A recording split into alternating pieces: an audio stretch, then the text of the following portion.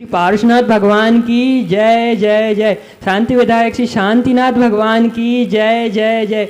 वर्तमान शासन नायक श्री वर्धमान भगवान की जय जय जय। संत श्रोमणी आचार्य गुरु विद्यासागर जी महामुनि राज की जय जय जय। पाठशाला प्रेरक एवं संस्कार प्रणेता परम पूज्य मुनि श्री निर्णय सागर जी महाराज की जय जय जय। मुनि संघ की जय जय जय।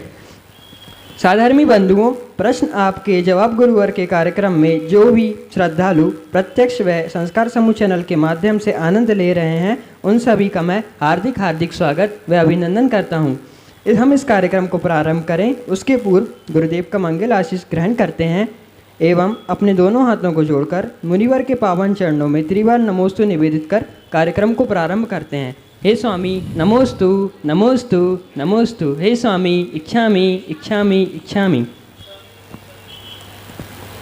महाराज जी, एक ऑनलाइन जिज्ञासा आई है छतरपुर से। महाराज जी, कई बार साधु के बिहार आदि में देखा जाता है कि जो व्यक्ति कमंडल पकड़ते हैं तथा बिहार के समय उन्हें प्यास लगती है तो वे कमंडल से पानी पी लेते हैं। क्या ऐसा करना उचित है? समाधान कीजिए। नमोस्तु गुरुवर। देखो, ऐसा है, कमंडल तो मुनिराज के उपकार के लिए उपकरण हैं। उपकारणम करोति इससे उपकरणम, जो उपकार करता उपकरण होता है। मुनि महाराज उसके लिए निहार के लिए रखते हैं। लघु शंका दीर्घ शंका आदि की बाधा होने पर शुद्धि करते हैं। आपको प्यास लगी है, महाराज रोक नहीं सकते और महाराज पीने के लिए बोल भी नहीं सकते। आपने पी लिया तो आप यह ध्यान रखो, आप तो होटल में चले जाओगे, नल पे चले जाओगे। महाराज जी को यदि दीर्घ शंका आदि की बाधा होगी तो क्या होगा? इसलिए अपनी व्यवस्था लेकर के चलना चाहिए। साधु की अपनी व्यवस्था है, आप साधु की व्यवस्था में शामिल हो सकते हैं, मगर आपकी व्यवस्था में साधु शामिल नहीं हो सकते। मतलब आप तो बाजार के बोतल का पानी पी लेते, नल का पानी ले लेते, अनजना ले लेते, नदी नाले का पानी ले। महाराज क्या करेंगे? इसलिए आपको अपनी व्यवस्था लेके चलना चाहिए।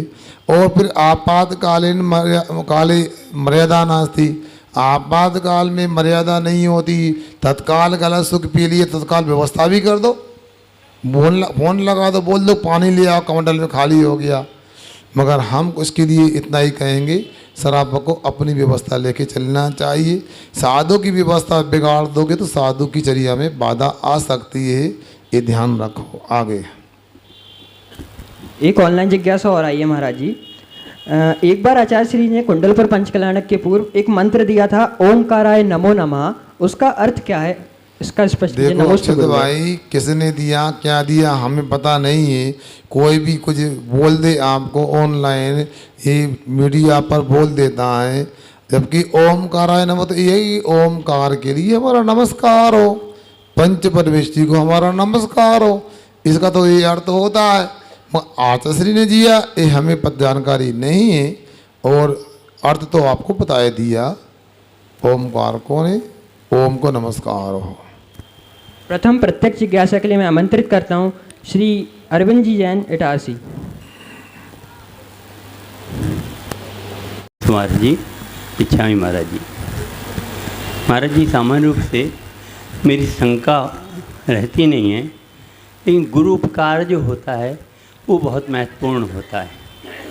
आज ना मालूम क्यों मुझे प्रातःकालीन प्रवचन न सिर्फ अच्छे लगे, बहुत अच्छे लगे। क्या? बहुत प्रातःकालीन प्रवचन अच्छे नहीं, बहुत अच्छे लगे। अच्छा। क्यों अच्छे लगे? उसका कारण ये कि आपने जो सुधारवादी दृष्टिकोण रखा और हमें समझाया वास्तव में हम कहाँ हैं और हमें कहाँ होना चाहिए, ये महत्वपूर्ण है। तो आपने जो बात बतलाई मैंने तो ग्रहण किए हैं, और मैंने विशेष रूप से परिग्रह परिमाण की आपकी जो बात थी, मैंने बहुत पहले से ये शुरू कर लिया था। और अब चूँकि आखिरी समय है, आखिरी ओवर हैं, तो इसलिए मैं इसमें और ज़्यादा बढ़ोतरी करते ही जा रहा हूँ। लेकिन महत्वपूर्ण चीज़ ये है, आपसे अनुमति लेकर ये बात कह रहा हूँ कि अगर आपके ऐसे ही प्रवचन प्रतिदिन हों तो मैं जैन तो जैन अजैनों को भी, अनेकों अजैनों को भी यहाँ आकर्षित कर सकता हूँ, क्योंकि उनको ऐसा ना लगे कि हमारे विरोध में कोई बात आ रही है। और दूसरी चीज़ ये कि ये बेटी को मैंने अभी बोल दिया था, कितने लोग आए थे, मैं क्षमा चाहता हूँ, लेकिन मन में ये बात आती है, ये पीड़ा होती है कि सात घर के लोगों ने मंदिर की ये संकल्प पूरा कर लिया, तो गांधीनगर में 70 घर हैं और ऐसे हैं जो पूरे धार्मिक हैं, और वो अगर आगे नहीं आएंगे तो मुद्दा ही स्वस्थ गवाचस्त नहीं हो सकता। मेरी शंका महाराज जी सिर्फ इतनी सी है, कितनी सी बताओ, कि आपके प्रवचन इसी रूप में हम लोगों को सरल भाषा में अगर मिलें तो निश्चित रूप से हम कुछ उसको स्वीकार भी कर सकते हैं, अंगीकार भी कर सकते ये हैं। वकील साहब का अपना प्रश्न है। अब देखो निवेदन है, प्रश्न क्या है कि सोए की अच्छे लग रहे हैं सरल भाषा में। अरे भाई रोटी कभी कड़क भी बन जाती है, कभी मून डाल के खस्ता बन जाती है। अब हम बनाने वाले का भी नहीं, कुछ प्राप्त करने वाले का, खाने वाले का भी पुण्योदय होता है। इसलिए मेरा तो प्रयास रहता है कि प्रातः काल की कक्षा हो, मध्याह्न काल की हो या संध्या काल की चर्चा हो, आपको पूरी आत्मसात हो जाए, ऐसा मेरा प्रयास रहता है। थोड़ा आप भी विशुद्धि बढ़ाओ, उत्साह बढ़ाओ, उसके माध्यम से हमारा भी बोलना और विशेष हो जाएगा और आकर्षक हो जाएगा। अब अपनी जिज्ञासा रखेंगे कुमारी आरुषि जैन, इसके बाद तैयार हैं कुमारी आयुषी जैन। नमोस्तु महाराज जी, क्षमी महाराज जी। महाराज जी, बाहरी आत्मा परमात्मा, अरे बाहरी आत्मा परमात्मा, अंतरात्मा का सही स्वरूप क्या है? बहुत अच्छा प्रश्न किया। देखो हमारे यहाँ की बटारसी के बच्चे भी स्वाध्यायशील हैं। आध्यात्मिक प्रश्न है, बहिरात्मा परमात्मा अंतरात्मा में क्या अंतर है। अब देखो, जिसको आत्मा के बाहर आत्मा लगती है या आत्मा के बाहर आत्मा का भरोसा है, वो बहिरात्मा, और जिसको आत्मा में आत्मा लगता है या शरीर में आत्मा लगता है, वो अंतरात्मा, और जिसने अपने आत्मा को सबसे ऊंचा बना लिया, वो परमात्मा। ये तो हमने आपको आपकी भाषा में बता दिया। और शास्त्र की भाषा में है, जो शरीर और शरीर संबंधी पदार्थों को ही आत्मा मानता है, वो बहिरात्मा। जो शरीर के अंदर आत्मा मानता है या जो जानने देखने वाला है वो आत्मा मानता है, वो अंतरात्मा है। और जिसने 4 घातिया कर्मों का अथवा 8 कर्मों का नाश कर दिया, वो परमात्मा है। 4 घातिया कर्मों का नाश करने वाला सकल परमात्मा अर्थात अनंत परमेश्वरी होता है, वो 8 कर्मों का नाश करने वाला निकल परमात्मा अर्थात सिद्ध परमेश्वरी होता है। इतना जानना चाहिए। नमोस्तु महाराज। अब अपनी जिज्ञासा रखेंगे कुमारी आयुषी जैन, इसके बाद तैयार हैं श्री प्रकाश जी जैन इटारसी। नमोस्तु महाराज जी, इक्षामी महाराज जी। महाराज जी, मेरा प्रश्न यह है कि एक संवाद पढ़ा था मैंने लक्ष्मण जी और वनमाला का, तो उसमें लक्ष्मण जी कह रहे थे कि जब मैं राम भगवान को व्यवस्थित करके आ जाऊंगा तो वापस यहाँ पर आ जाऊंगा। तो उन्होंने कहा वनमाला से कि अगर मैं लौटकर वापस ना आऊँ तो मुझे स्त्री हत्या या फिर गौ हत्या का पाप लगे। तो वनमाला जी ने कहा कि तुम्हें स्त्री हत्या और गौ हत्या का तो नहीं, लेकिन रात्रि भोजन का पाप लगे। तो महाराज जी, तो स्त्री हत्या और गौ हत्या से बढ़कर है रात्रि भोजन करना? देखो ऐसा रहता है, पुराण ग्रंथ में कवि की क्या की अपेक्षा रही है वो जाने। इतना अवश्य रात में भोजन करने में अनेक जीवों की हिंसा होती है, क्योंकि रात में दिन की अपेक्षा से सूर्य देवता का अभाव होने से बहुत सारे जीव उत्पन्न हो जाते हैं। वो अल्ट्रा वायलेंस नाम की किरणें नहीं होने से पाचन भी अवरुद्ध हो जाता है, जिससे स्वयं के जीवन का भी नाश होने की पूरी संभावना होती, बीमारियां होती हैं। इसलिए आप लोगों को ध्यान रखना चाहिए रात्रि भोजन करने को शास्त्रों में मांस के बराबर बताया है। सुन रहे ना, रात में पानी पीने को शराब के बराबर बताया है। रात में पानी का त्याग नहीं कर सकते, भोजन का त्याग तो करना ही चाहिए। ऐसा भी सुनने को मिलता है कि राम भगवान ने भी जब पूर्व की अवस्था थी साधु संतों से, उन्होंने रात के भोजन का त्याग किया, उसका फल ये मिला। वो आज तीर्थंकर से बढ़ के भी प्रसिद्धि को प्राप्त हो गए। ऐसे अपने को महापुरुषों से प्रेरणा लेकर के कभी भी रात में भोजन नहीं करना चाहिए। श्रीमती उषा जी बजाज।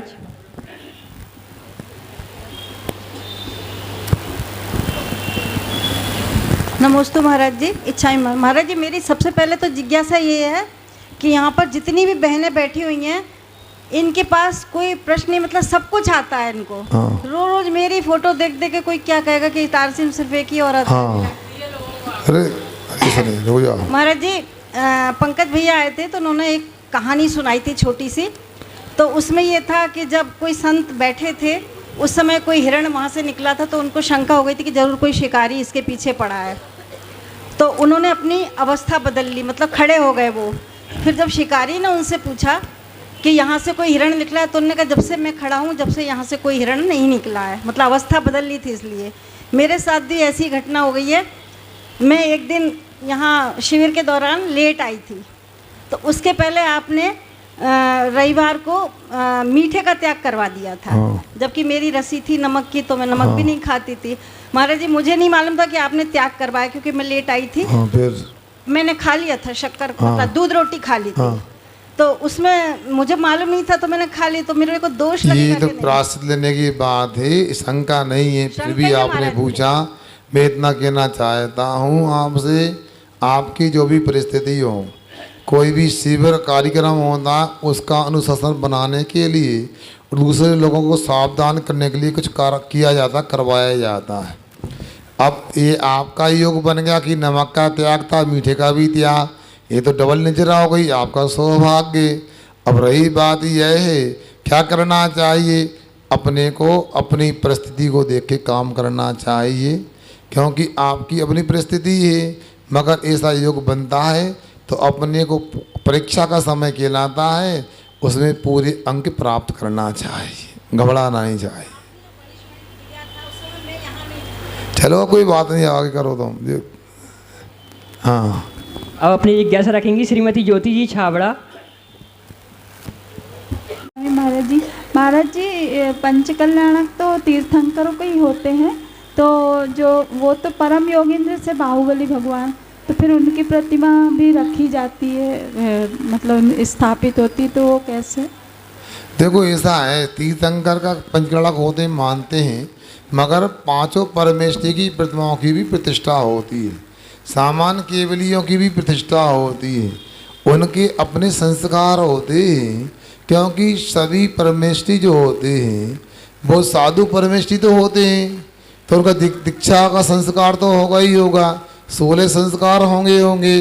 फिर अनंत अवस्था की प्रतिष्ठा होगी, तो अनंत अवस्था में श्रेणी आरोहण आदि की क्रियाएं होती हैं। तो ऐसा नहीं, कल्याणक के विशेष क्रियाएं होती हैं और सामान्य केवलियों की पंचमनिष की सामान्य क्रियाएं होती हैं। दोनों की प्रतिष्ठा का अपना अपना तरीका है। अब अपनी शंका रखेंगे राजेश जी जैन इटारसी। परम पूज मुनिश्री के चरणों में नमोस्तु, क्षुल्लक जी के चरणों में क्षामी। महाराज जी, एक बार आपने बीच में बोला था कि अर्जुन की छाल की चाय एक बार पी के देखो। उस दिन से महाराज जी मैंने अर्जुन की छाल की वो चाय पी है।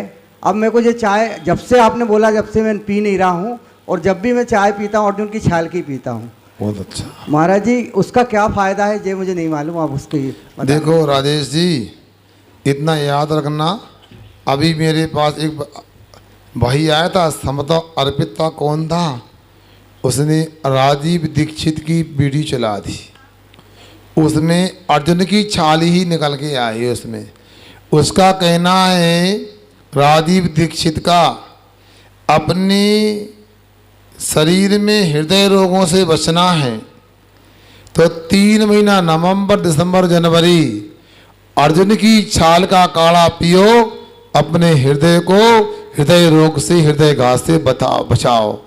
इसलिए आप यदि 12 महीना ये दूध में या काढ़े के रूप में अर्जुन की छाल का सेवन करते हैं तो हृदय रोग हैं, हृदय घात हैं, कोलेस्ट्रॉल हैं और भी अनेक प्रकार की समस्याएं, इससे आपका हमेशा के लिए बचाव हो सकता है।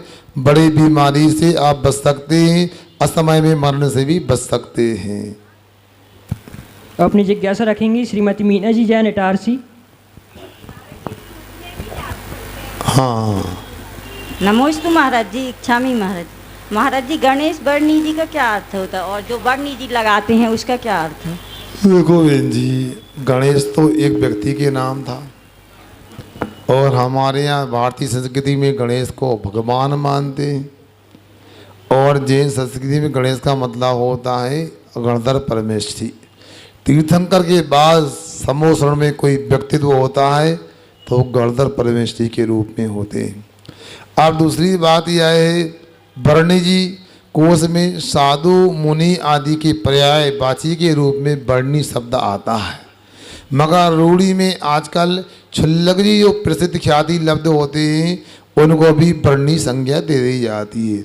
बाकी कोई अपने मन से कुछ भी नाम लगा दे, ब्रह्मचारी भी बरणी लिख दें, कुछ भी लिख दें, मगर निषेध नहीं है।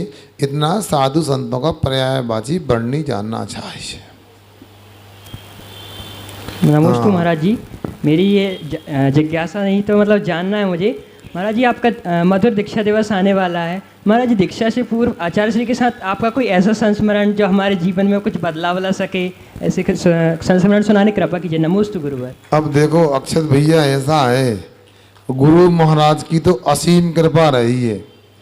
अब उनका संस्मरण सुनना चाहते हैं, उनकी कृपा, उनके सत्संग के बारे में तो हजारों प्रश्नों की पुस्तक भी लिख जाएं तो कागज कम हो सकते हैं, स्याही कम हो सकती है, हम उनकी बात नहीं सुना सकते। फिर भी बहुत सारी बातें हैं। दीक्षा के पहले आचार्य महाराज से जब मैं ब्रह्मचारी व्रत लेकर के, बल्कि जब 2 वर्ष का ब्रह्मचारी व्रत था तो आचार्य महाराज के पास से आशीर्वाद लेके इंदौर आश्रम गया। इंदौर आश्रम में सिद्धांत ग्रंथों का अध्ययन में करता था। अब इसके बाद आचार्य महाराज पंचकल्याणक होना था सरोंजी में, मुझे पता नहीं था आचार्य महाराज आएंगे। और आचार्य महाराज जब सरोंज आए तो मुझे स्टेशन पर गंज वासुदा में समाचार मिल गए बहुत सारे साधु आए। मुझे कल्पना भी नहीं थी कि 300-400 किलोमीटर चल के 8 दिन में कोई साधु संग आ सकता है। पता लगा आचार्य श्री ही सरोंज आ गए। जब आचार्य श्री आ गए तो मुझे रात में नींद भी नहीं आए कि कब पहुँचूँ। दरवाजे बंद थे मंदिर की, धर्मशाला के, और सुबह के इंतजार में मैं बैठा रहा। जैसे ही सुबह हुई 5:30 लगभग हुआ, मैं आचार्य महाराज के पास कमरे में गया सीढ़ी पर लेकर के, तो हमने देखा कितने बड़े आचार्य महाराज। उस समय लगे तो कितने बड़े आचार्य महाराज लोग कहते हैं, मगर मैंने उस दिन देखा वो एक एक क्षुल्लक जी से मुनि महाराज से बुलाते, ये ब्रह्मचारी जी सरोंज के रंजन नाम है इनका था।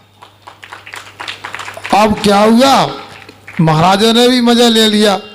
आचार्य श्री ब्रह्मचारी इंदौर से आए, यहाँ के ब्रह्मचारी हैं तो कुछ अच्छा मिलना चाहिए। मुस्कुराने लगे। जब मैं पढ़ खाने के लिए खड़ा हुआ तो पुराने चौके वालों को सबको गौण करके आचार्य महाराज की कृपा हम पर बरसी। जैसे गांधीनगर जाते हैं ना, ऐसे ही हम धीरे धीरे उनको ले गए, हंसते हंसते चले गए वो। अब क्या हुआ, शाम को ब्रह्मचारियों का नंबर आया भोजन कराने का। तो हम गए, एक ब्रह्मचारी बोलता है पहले आशीर्वाद लेके आओ आचार्य श्री से, हम भोजन करने तब जाएंगे। उनको लगा कि कुछ मजा ले लें। हम गए, आचार्य श्री जी सुबह आपका आहार हो गया, भैया लोग को आहार कराना चाहते हैं। तो बोलते हैं सुनो रंजन, व्यंजन नहीं चलेंगे, ध्यान रखना। ऐसे अल्प कौतूहल भी आचार्य परमेष्ठी का गुण माना जाता है, वो उनके पास आज मौजूद है।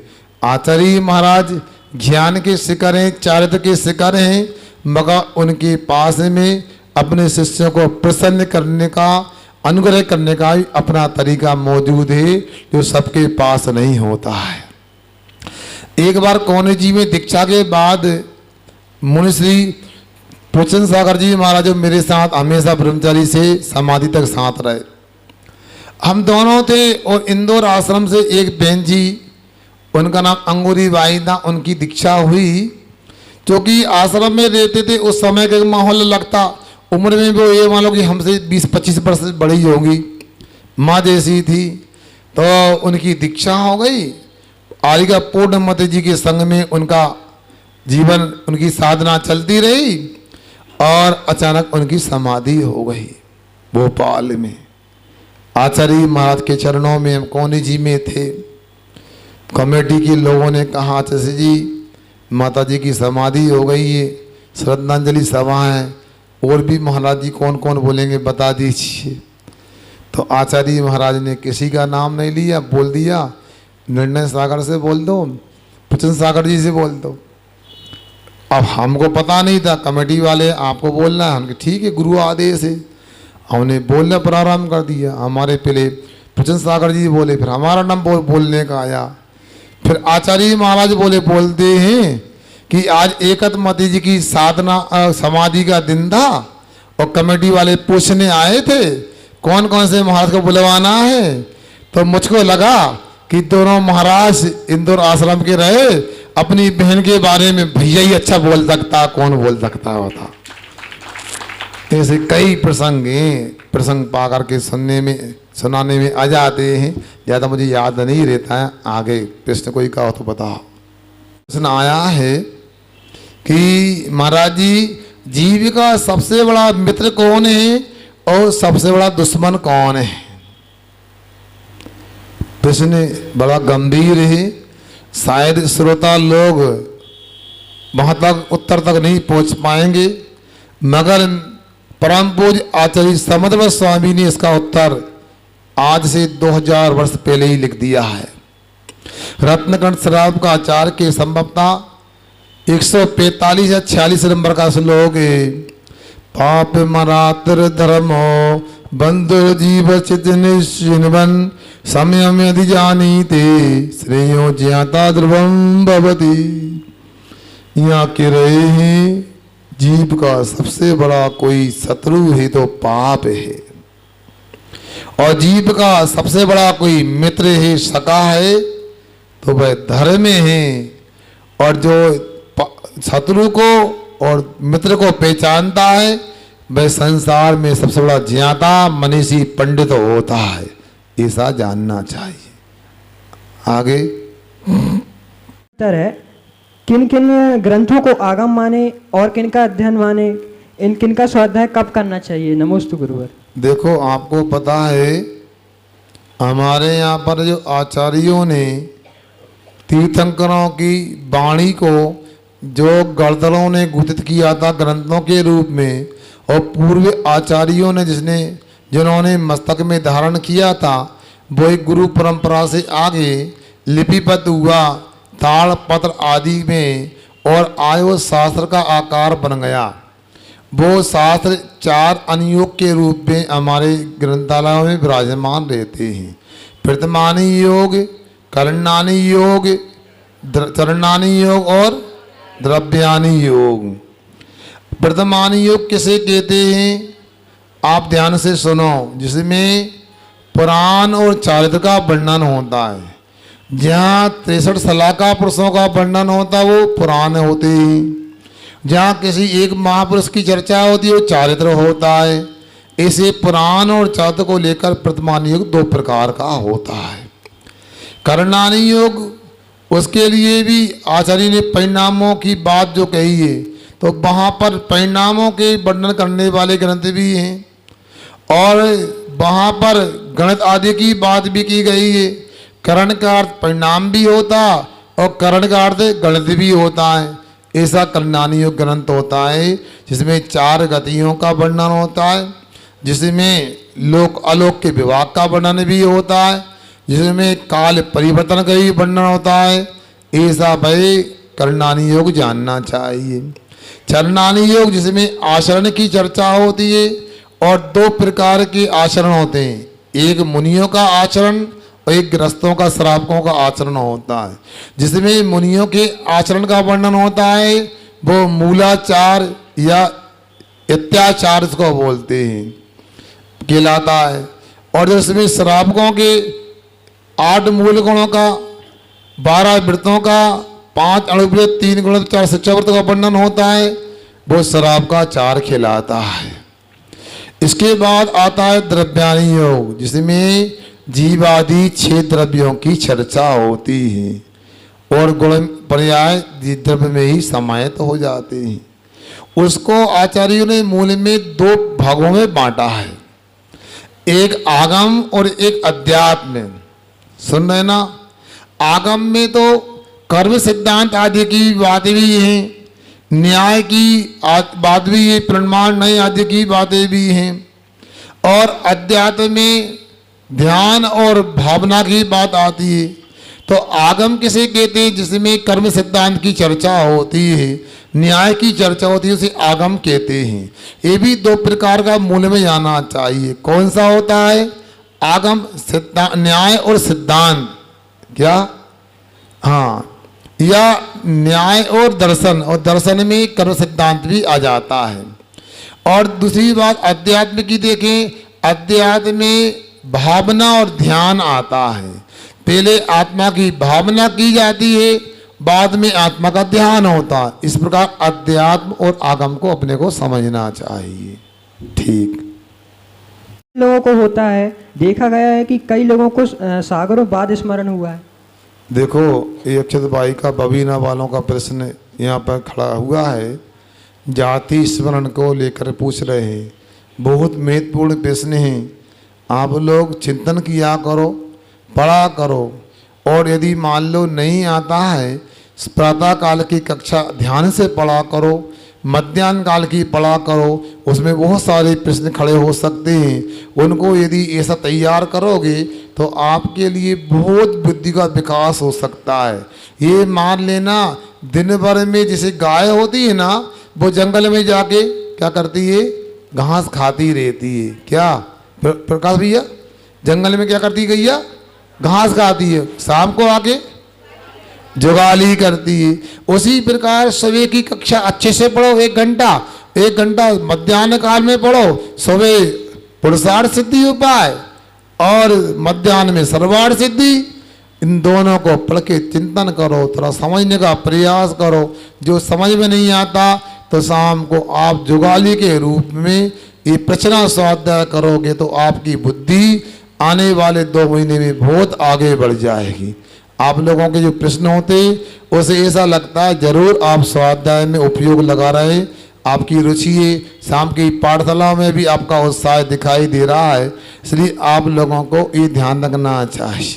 तो यहाँ पर जो पूछा गया है जाति स्मरण को लेकर के, देखो हमारे यहाँ 5 प्रकार के ज्ञान होते हैं, मति ज्ञान, सुध ज्ञान, अवधि ज्ञान, मनापरे ज्ञान और अब केवल ज्ञान होता है। हम सभी ज्ञानों की चर्चा तो नहीं करेंगे, समय सीमित है। अभी मति ज्ञान की चर्चा करता हूँ मैं, जो 5 इंद्रिय और मन की सहायता से पदार्थ को जानता है उसे मति ज्ञान कहते हैं। अब मति ज्ञानावरणीकरण के 6 उपशम से और भी कुछ बातें सामने आती हैं, जैसे जाति स्मरण है, स्मृति है, पृथ्वी ज्ञान है, तर्क है, क्या ये सब मति ज्ञान के 6 उपशम में आती है। वर्तमान में इंद्रियों के माध्यम से, मन के माध्यम से किसी पदार्थ को जानते, ये तो सामान्य से मति ज्ञान हो गया, मननम इति मति। मगर पूर्व का ज्ञान जो हमें हुआ था वो हमेशा बना रहना स्मरण होता है। जाति का मतलब जन्म होता है, जन्म के पहले की बातें जो स्मरण में आ जाए वो जाति स्मरण होता है।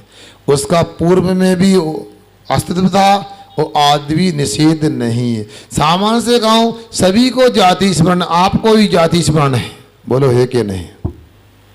बोलो नहीं है? कैसे बताओ? हैं? जाति स्मरण, इतना तो स्मरण करो, जाति स्मरण है कि नहीं मनीष? नहीं है?